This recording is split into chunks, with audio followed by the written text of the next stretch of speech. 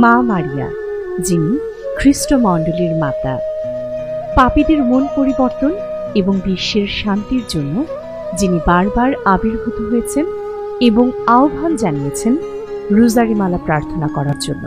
আর এরই ধারাবাহিকতায় 1917 সালের 13 মে থেকে শুরু করে অক্টোবর পর্যন্ত পর্তুগালের ফাতিমায় মা মারিয়া 6 বার দেখা দেন লুসি, ফ্রান্সিসকো ও জাসিন্তা নামক 3 রাখাল বালক বালিকার কাছে। এই সময় মা মারিয়া 3টি নির্দেশনা দেন, যার 2টি একজন বিশপের অনুরোধে সিস্টার লুসি লিখিত আকারে প্রকাশ করেন 1941 সালে। 1944 সালে তার অসুস্থতাজনিত কারণে বিশপের নির্দেশে বাধ্যতার কারণে মা মারিয়ার নিষেধ থাকা সত্ত্বেও 1960 সালের আগে কোনোভাবেই প্রকাশ করা হবে না এই মর্মে 3য় নির্দেশনাটি লিখিত আকারে প্রকাশ করেন। এই 3টি নির্দেশনা মা মারিয়া দেন নরক, প্রথম ও দ্বিতীয় বিশ্বযুদ্ধ এবং 20 শতাব্দীতে মণ্ডলীতে নির্যাতন সম্পর্কে। প্রথম দর্শনে মা মারিয়া নরকে মানুষের আত্মা যে কষ্ট ভোগ করে তার প্রতিচ্ছবি দেখান এবং জপমালা প্রার্থনা করতে বলেন, যেন মানুষ পাপ থেকে মুক্ত থাকতে পারে এবং মা মারিয়া মানুষকে স্বর্গে নিয়ে আসতে পারেন। আমরা জপমালা প্রার্থনায় প্রতিটি রহস্য ধ্যান শেষ করি ফাতিমা রানীর প্রার্থনার মধ্য দিয়ে, যেখানে সকল আত্মা যেন নরকের আগুন থেকে রক্ষা পায় তার জন্য প্রার্থনা করি।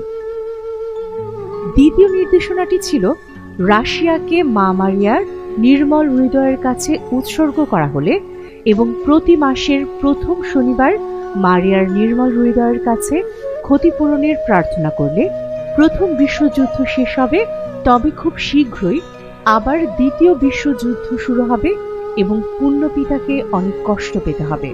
তৃতীয় নির্দেশনা, যা মূলত 1944 সালে লিখে খামবন্দি অবস্থায় রাখা হয় এবং 2000 সালে প্রথমবারের মতো প্রকাশ করা হয়।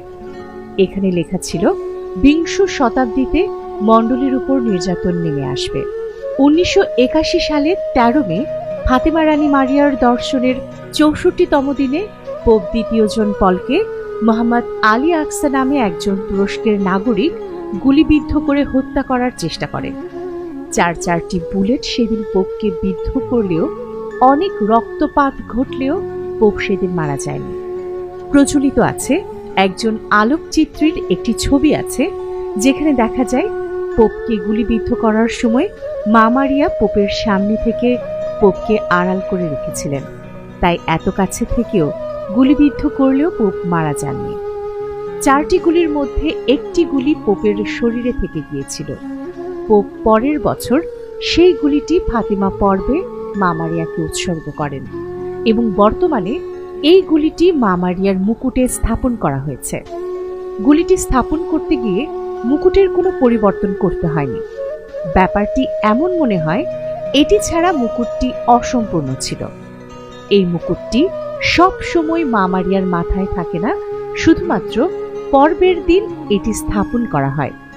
অন্য সময় এটি একটি জাদুঘরে রাখা হয়।